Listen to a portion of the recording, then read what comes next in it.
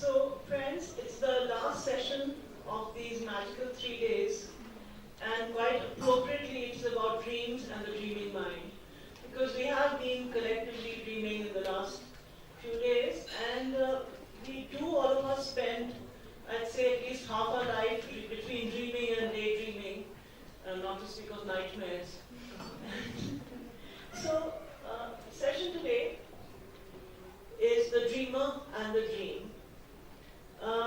I confess, over the last so many years, I've been turning to my very dear friend and the author who I've sometimes published, Rashna Imhasly Gandhy, when I have dreams that stay with me and that continue to perplex me long after I've woken up. And there are some people who write a dream diary and they note their dreams down. I resist doing that because I feel nature's way is to dream and to forget. Well, we can talk about that. But the dreams that stay with me, sometimes she'll find wherever in the world she is, I'll ring her up and I'll say, I had a dream last night. And she says, okay, why don't you email it to me? I'll say, no, you got to listen to me. And then we'll try to figure it out. And there was one moment in my life when I was going through an extended period of trauma for various reasons. And I just told her the dream once. And then she made me enact it in particular ways. It was one of the most liberating experiences for me. So there's a lot I've learned from her about the dreaming mind. Well, as they say, dreams can be understood through magic, prophecy, psychoanalysis, and neuroscience. And they can be the illuminating agent of human inspiration. Bhutan has its own complex system of dream interpretation. My informant on these things, Karma Ura, who was there, Dashu Karma Ura, who was there in the morning, he told me there's a Bhutanese text, Nilamgi Takpa, if I'm saying it wrong, used by lamas to understand the symbolism of dreams. And the Buddhist canon has its significant dreams as motives, including that first prophetic dream wherein Queen Mahamaya dreamt of a snow-white elephant that was the portent of the birth of Buddha. So dreams in every culture mean different things and important things. So I hand over here to Rashna to tell us, first of all, what is the dream?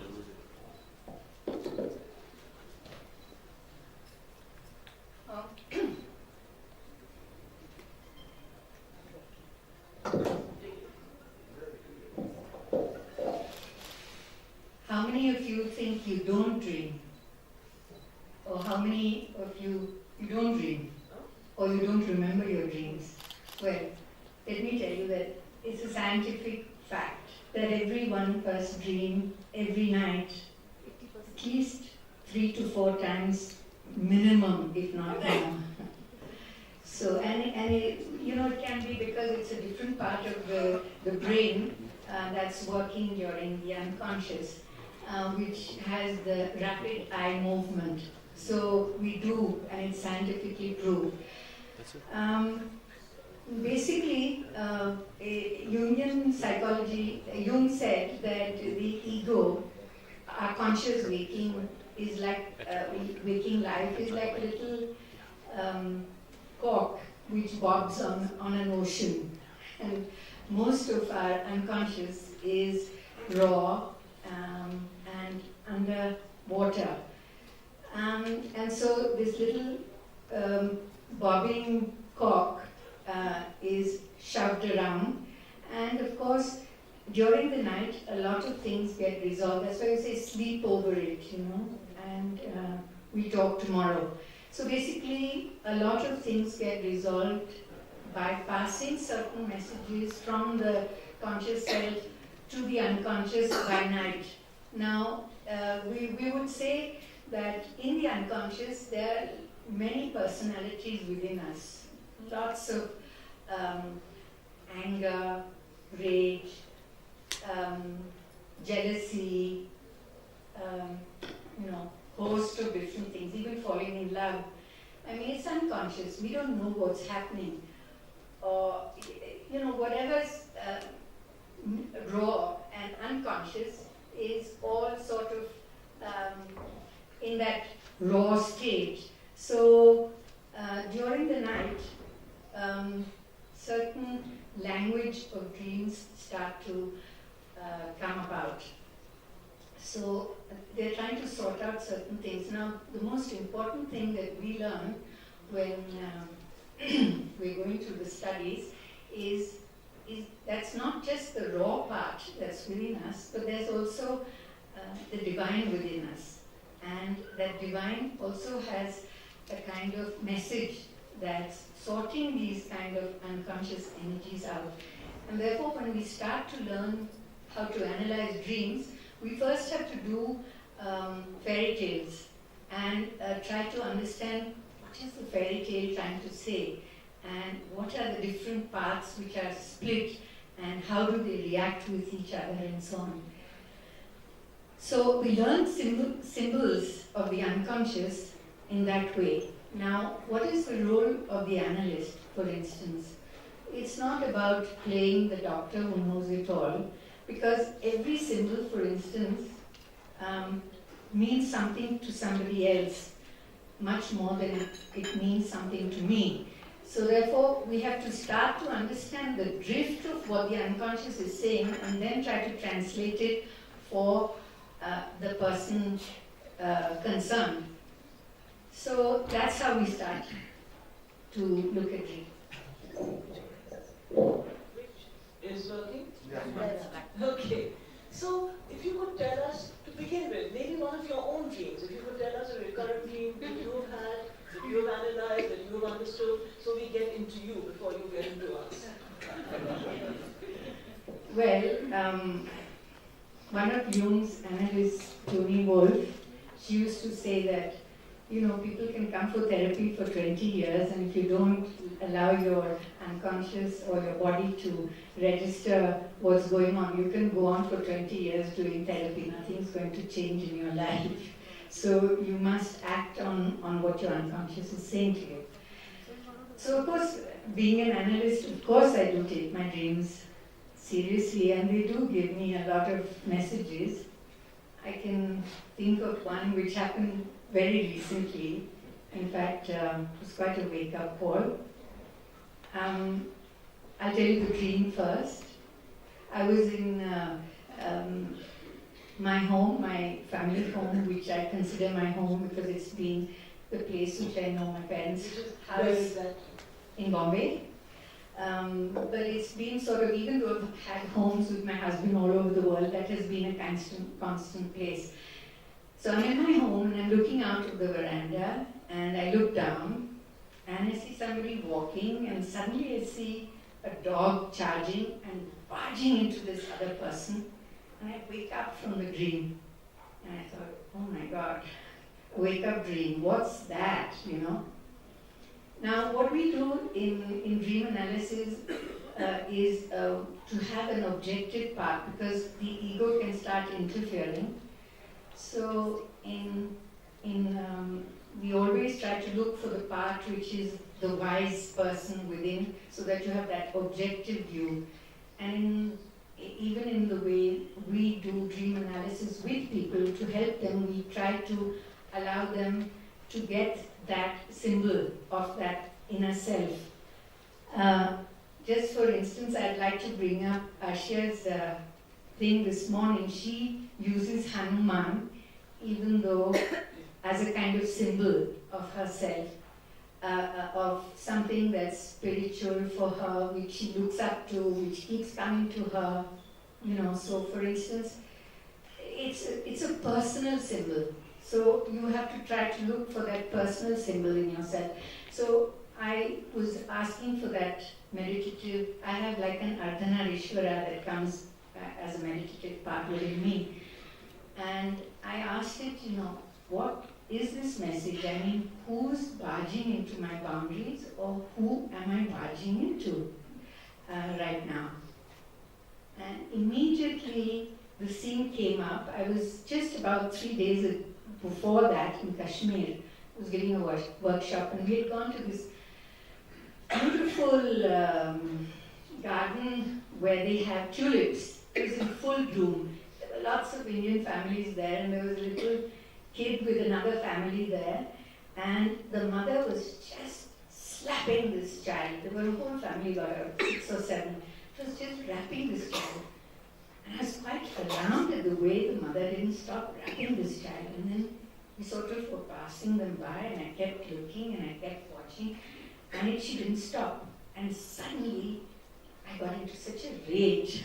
I charged back to the woman and I said, "You've got to stop this immediately, you know." I really sort of went in a fury, and then she said, "You know, who are you to tell me?" The whole family started saying, "Don't interfere," and so on.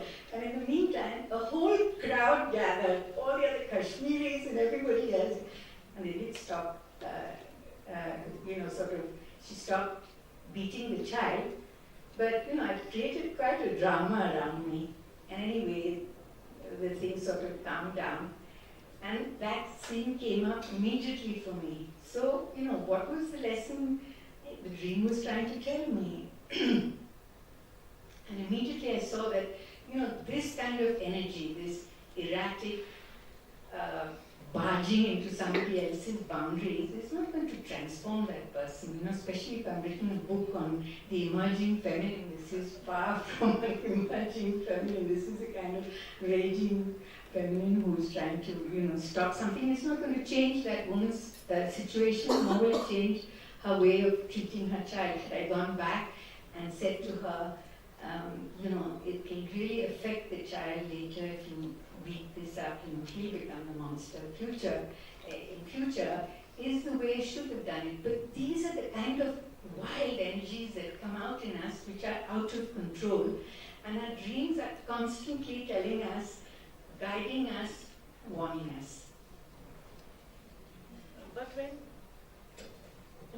when we get these very, very confusing dreams, you know, like last night I had a very complicated set of dreams, and I got up in the morning and I wanted to figure out which end to unwind them, you know. Sometimes, so is there any trick or is there any method whereby we can understand how to get into the dream, which what you said, some detachment, some distance, find out who we are within that dream, because I'm told that whoever is in a dream is not that person. Is that so? Yeah, I mean, basically what Jung says is, you are the director of the film, you are the producer, you are the actor, you are the editor, you know, you're it all. So basically it's not productions. Yeah, of course, it's your internal production, and it's trying to give you a message. What we do is we borrow people all the time as a kind of energy trying to tell us what the archetype is that's awakened within us. Shall I give you an example of how we do that? Yes, please do.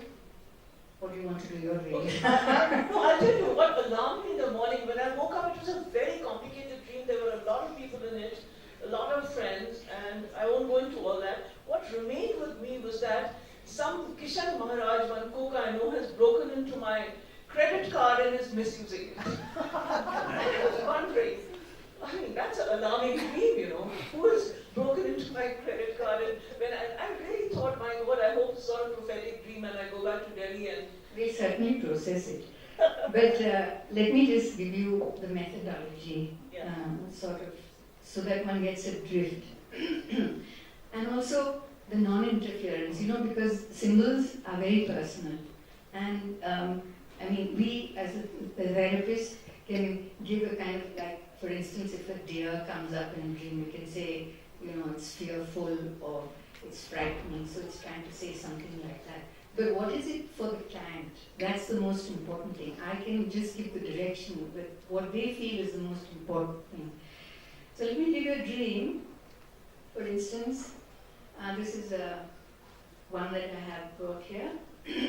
The person had come because she had a prolonged depression. I'm in my ancestral home. There is a room left locked in my uppermost floors.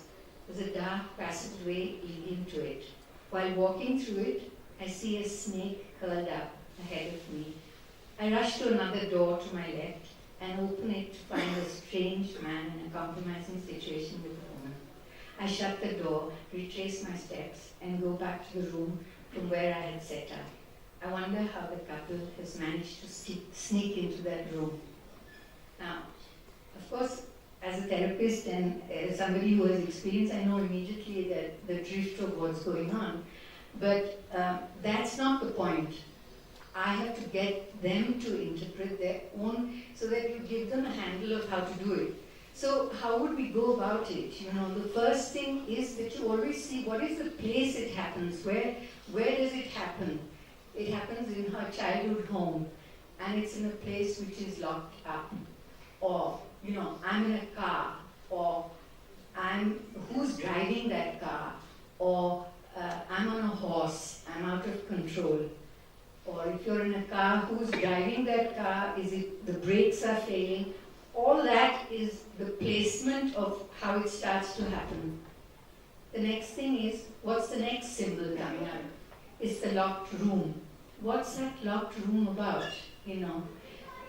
So it's showing that there's some kind of thing that she's blocked about. That's all my interpretation, but I'll show you how we do it with the dreamer in the end. Then the next symbol, again, would be, there's a snake. What's the snake about? Why do animals come up in our dreams? What are animals trying to tell us?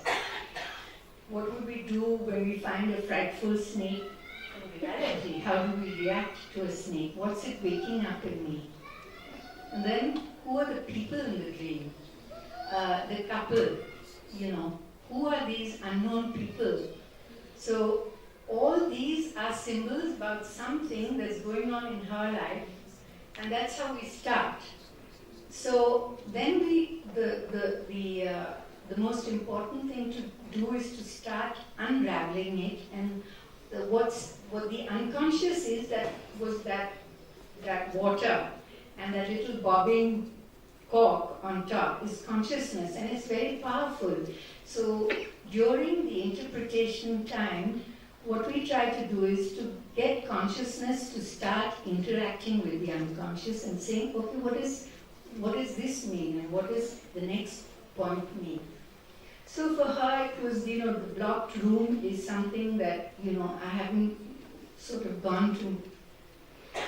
There's something that I'm not aware of, and which I'm not willing to look at, and which I'm afraid to look at, was what her symbolism was for that locked dream. And then I said to her, so what's the snake about? What are you frightened about? And she says, well, seeing that snake woke something up in me, because then I didn't go to that door, I went to the door on the left.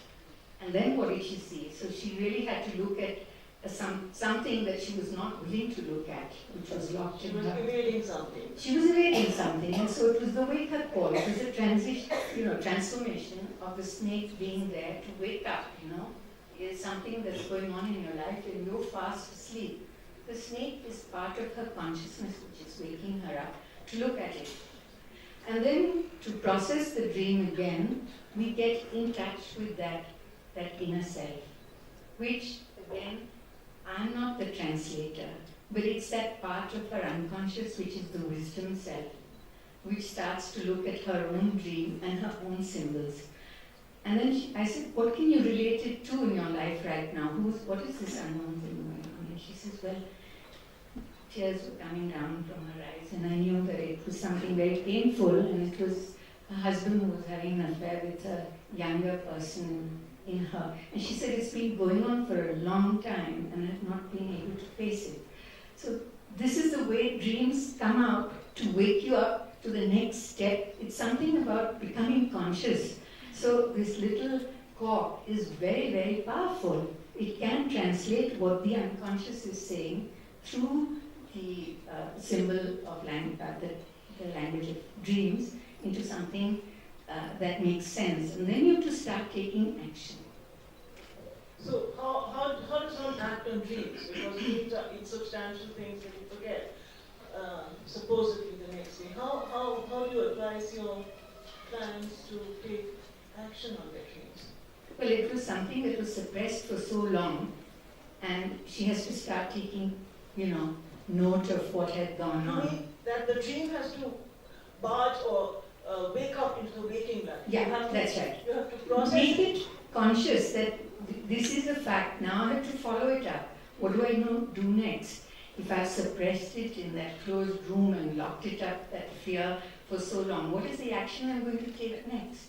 I mean, I'm not going to just walk back. In her dream, she had the power to walk back to where she came from.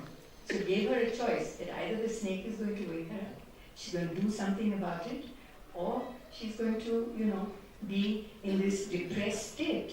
The depression was there, right? She had to take some action to get out of the depression. So the part of the dream is to wake us up. It's a function. Because it's something that needs to move Process on. You have to inner process and move on. There's something that's asking you, your inner self is working with you to move on, that you can't keep in the depression and say, I'm a victim and ye mere ko ho gaya. You have to do something about it, act on it. So, for those of us who have dreams which we don't understand, because sadly this is a very short session, I wish it had been a very much longer interactive session which we'll do again later sometime. But for all of us sitting here and there, if we ask you, how do we use a dream? I mean, if we've got to have a quick phrase or a mantra or a quick answer, how, when we wake up, do we listen to our dream or understand it the best? I mean, the way we have learned is, we all have that symbol of that something that is our spiritual inner core. We call it the self. And it comes up in dreams very often. In this case, it was the snake which woke her up, right? It came in a very primitive form. But it also comes in symbolical ways, in mythological figures which come up to us. Sometimes a Durga might come, a Hanuman might come. They are our symbols of our personal self. And when we are interpreting a dream, it's very important, at least in human psychology, that we first connect with that symbolic self, and it's like a witness self that's looking at the unconscious material that's come up to give it a kind of dialogue. What do I do next? From that observer self to that unconscious material that's coming up. So does it need training, or can we learn to? Well, that's what we do during therapy. We try to strengthen that inner self, because I can't tell the person what she should do next. I would never dare to tell that person. So we have to try to train them to listen to that innermost core of that self and start looking at the symbols to try to say, what does that mean? What do I need to do next? In that way, for instance, I would tell her, okay, so what is your symbol, for instance? But are those symbols universal? Yeah, they're universal, and they can be a personal. It can be a deity which you pray to every day, for instance. What about nightmares? Recurrent nightmares, where do they come from? So many of us have these dreams that trouble us again and again and again. Okay. Shall I give you a short one? Yes.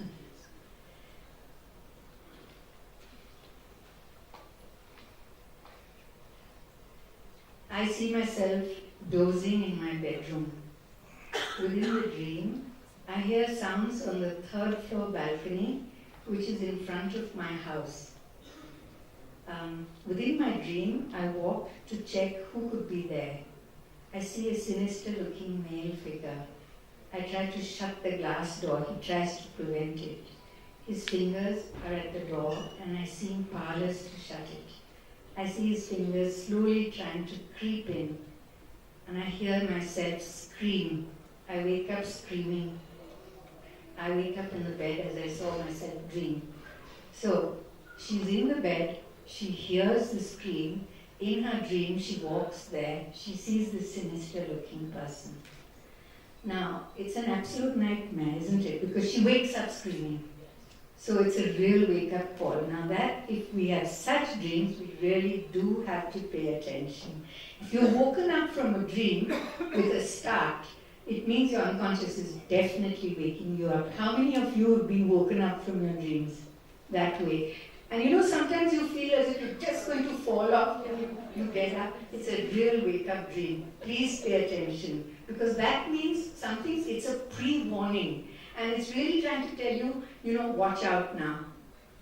Okay, so how do we process this dream again? Um, um, First of all, she's in her own bedroom, so it's something that's in her own house, a private space. We always start with that first uh, placement. So it's something that's infringing on her private space, right? The next symbol would be she hears this noise, and it's on the third floor balcony. So again, somebody trying to come in from a third, it's frightening. And she can't close the glass door, she's jamming it. So again, it's a boundary violation, right? And she's not paying attention, and she's trying to stop it, and she wakes up screaming. So how did you together interpret that dream? Okay, so then again, I would again allow her to go into that symbol. For her, I said, who do you sort of, which is your symbol that you pray to or something. For her, it was Durga. And nice, strong symbol of a feminine goddess. And I said, ask your image to show you what is it trying to tell you, what is the sequence in your life right now which it's warning you about. And immediately she said, well, it's a business deal that's going on, and the guy is very pushy, and in fact I'm quite attracted to him. And but he's he's asking me out for dinner tomorrow and to close the deal. And but there's something fishy about the guy. He's really pushy. And so the dream came to warn her. Now, I again had to ask your Durga what you should do about it. And she said, fall off the deal. And she did. And she was saved because when she found out later it was really a bad deal she would have gone in for. She informed me later in a session that she made inquiries and he was really rotten. So it was a warning dream. I think that's a very good point where we can, I don't know how much time we have left, but some questions from the audience. There are hands going up everywhere. Where's the mic, please? Well, we've got, okay, we begin here. This is my first question today. Okay, we'll come to you next there and next there. I wanted to ask, is there a correlation between what you drink and what you eat the night before and the kind of sleep you have? Because if you've had gone to sleep at the right time, had simple dinner as you eat at home, haven't overdrunk, haven't had too much coffee, you have a restful sleep, and even the dreams are benevolent most often. But you've had a late night and you've overdrunk or whatever. Has that been happening to you recently? No, I'm just saying, because, there is in the subconscious this great energy of hope, jealousy, resentment, anger, desire, and somewhere it may reflect in a dream, but over-interpretation can make it far more serious than it probably needs to be.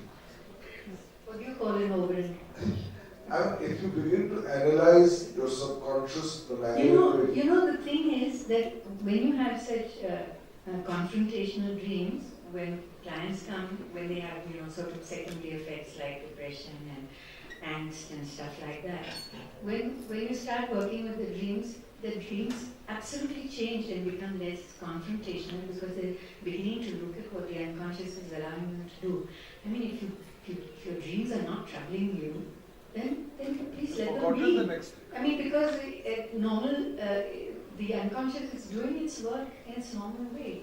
But when it's warning you, you should take cognizance of it. What's your question? And if you could get up and tell us your name. Yeah, sure. Hello, I'm Kenju. And you actually said that when you actually analyze and interpret your own dreams, no one can actually analyze your dreams, but you have to do it by yourself. So as a person who is actually growing mentally and as well physically as well, you don't have a fixed meaning for a symbol right now. It's always static. It's never static. It always changes. So it's like sometimes you have two meanings for one symbol. So it's like you don't know how to actually interpret it. That's my one question. Another question: sometimes you dream And when you think about it, it's like a dream or deja vu, you don't exactly know. So what are your thoughts on that? Thank you. Out of the two symbols, with the sequence of what you can think that's going on, what clicks best is which symbol would work. You have to see what clicks, okay, between the two, what fits. Because you must take dreams which are fresh. You can't take one dream which was, 10 years old and try to find out, because it has to relate to something that's going on. It's like fresh bread. You must have it immediately. Then you can correlate it to what's going on. So that's number one. And what was the second part of your question? Sometimes you dream and it's like a deja vu. You don't exactly know whether it's dream or whether it it's really happened or it's a dream. Or whether it's a deja vu. Yeah, I mean, in a dream time, there's no time limit. So you can see things in advance, and then they actually happen. There's no linear time. So you get mixed up. Have I seen this in a dream actually? Yes, thank you. She'll explain it to you in greater detail in a little while. Which is the next question? I'll just continue with what you said. Amit's been waiting. Amit's been waiting. What if she took the mic first? No, otherwise Amita is being No, no. Go ahead. I'm continuing with the question you began with, who doesn't dream? And the question which Pawan said, that what about after a restful evening? What about for those as a dream processor? What do you think of those who have what you call a dreamless slumber, or people who don't really dream? What do you say for that? Are they not connected to their inner self? What is the thing between the conscious and the subconscious? We don't use the word. He said, we don't throw pearls to swine. We need to say, you don't bother about your dreams, your unconscious won't reveal anything to you either. I So think the there- audience is so keen to know Amitabh Pandey's dream. Amitabh, it better be exciting. He said Yeah, my only dreams are just only take the sex mic. and violence.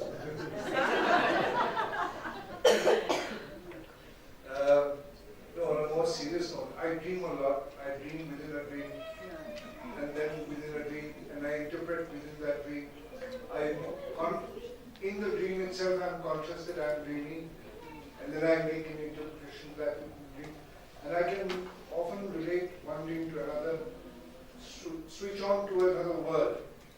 There's a landscape, there are many landscapes which I know only in my dream world, which are very different from landscapes which I know anywhere else. So what I wanted to ask was that why is it so important that we treat the conscious waking world as a more important one, for which we must derive meaning from this dreaming world and extract meaning from one to the other? Why can't we treat them both as distinct, maybe connected, but as distinct worlds which are important enough within the interiority of those worlds? Why is it necessary to interpret one to the other? Because very often the symbols are not understood by the dreamer, and very often they feel very ambiguous. So what we try to do is try to figure out, like in the dream seminar that I had the other day in the Narayana Center, somebody said that, yeah, but the symbol means nothing to me, And I said, what symbol means nothing to you? She said, this couch I'm sitting on, it means nothing to me. I said, well, should we try it out? And made her sit on the couch, and I said, what do you feel about this couch? She said, nothing. I said, what does couch mean for you if you just think about the couch? Immediately she sort of thought a little further. She said, comfort. So the symbol for her, if a couch came up, was that. So all we're trying to do is to try to understand that language, what the unconscious is saying, because there is a correlation between the consciousness, and consciousness can change so much once it understands what the unconscious is trying to say. And therefore, if you're having lucid dreams, as you're saying, and your unconscious is already sorting it out within the dream, it's a very high form of dreaming. He's a Pahari. Never forget. Okay. There's a question there. No, I'm taking one here, one there. Karma. Otherwise, so next is dream. Yes, I just want to continue with the last question and perhaps try a little bit of Buddhist perspective here. Yeah, please. I think the question is about the ontology, the existential status of dreams. In fact, from Buddhist perspective, we are dreaming right now. This status is no more illusory or no more fixed than the dreams that we had. And the dreams we had in this state are no more illusory than the state we are in. So I think the Western, especially Jungian way of interpreting dreams based on vocal life or life awake is slightly different from how I think the Buddhist understand dreams. Dreams, especially when you talk about highly realized states who have lucid dreams like the gentleman here. I was reading the poetry by Pemalipa on the first day, which actually was composed in his dream. So you could go to such extent of writing poetry and books in a dream.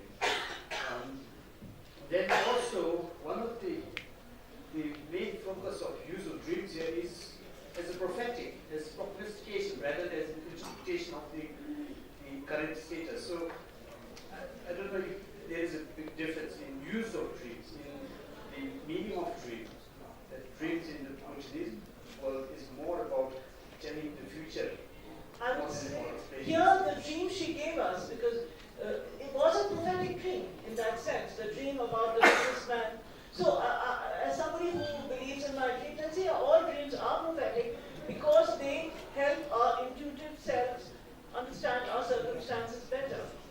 But there's one last question. I mean, I'm really sorry they're short of time.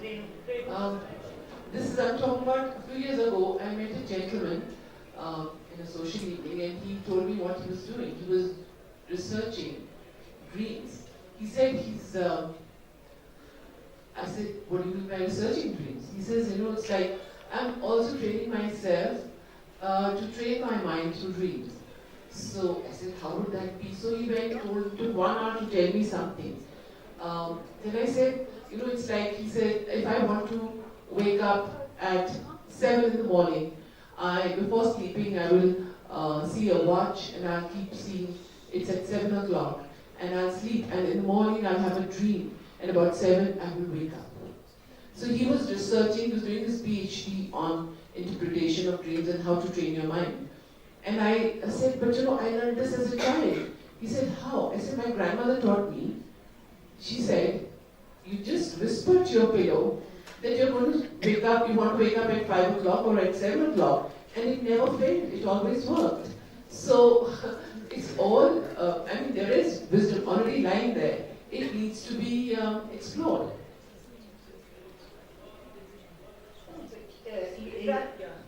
She's answered it. I mean, it's the wisdom is there. I don't need to answer that question. You already answered it.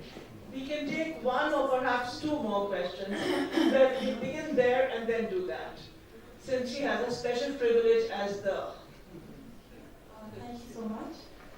I've always had this dream since I joined Care. I work as an air hostess, and I always see the plane crashing or something bad going on. I'm sure everyone will wish they got on my flight now. Anyway, I was wondering, I even thought about actually quitting my job because these dreams or these nightmares were so terrible. So I was wondering if there was any significance there. And another question is... You dreamt about crashing. The plane is crashing basically. And a few other friends with me, I'm sure they don't want to know who they are.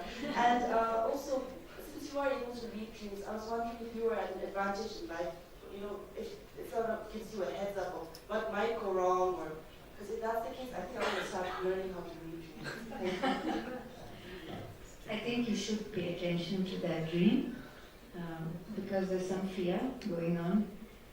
And if you want to meet me for about 5 or 10 minutes outside, we can sort it. Because it's a important dream. Okay, there's the question now.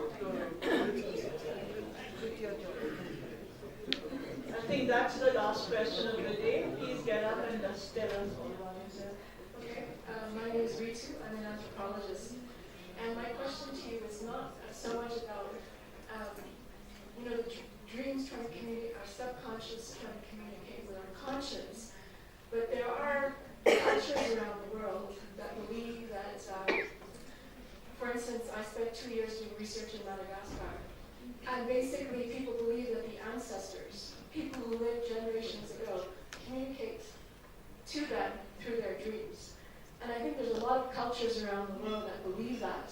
So it's not just within the self, or the self contains self or the ego, but there's beliefs that there's other people, other spirits trying to communicate with us through people. And I was just wondering if you've looked at that or I agree with what you're saying, but again, the collective unconscious of that person has to already be honed into that belief that the ancestors are sending you, and then you sort of hone into that. But just say you are not part of that culture, then it's not necessarily, it can happen that you have a dream from an ancestor. I'm not saying it's impossible, but it's true. And I know a tribe in Indonesia which I read about, where they have this ancestral dreams that come through, and many of them do get such things because they're already programmed that way. Does that answer your question? Meeta has very kindly told me that at the closing session we can take 1 or 2 more questions. Are there any more, or are we okay? Can we have the mic here, please? Yeah. Okay. Hi, my name is Mo Adela. I just want to know, what is a daydream?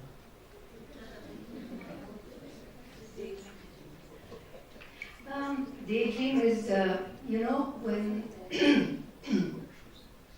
sort of lying half awake and half asleep, and you see sort of, it's a part of your brain which is doing the rapid eye movement, and it's coming from a different part of your brain than again the ego self. So it's also what we do in dream forward movement. When somebody is stuck in a dream and they don't know how to go on, we ask them to close their eyes and image the dream again, and it's again that part of the brain that's working with the rapid eye movement. It's a different part of the brain, and it has more information than the ego waking state, which uses a different part of the brain. There are 2 different parts of the brain. One is the ego waking self, and the other one is where the rapid eye movement. I don't know if that answers your question. And the daydreaming is taking up, it's a little more insightful. It's where our imagination starts, and all of you writing books and so on, it's that part, it's the imagination. Literature and dreams. Yeah.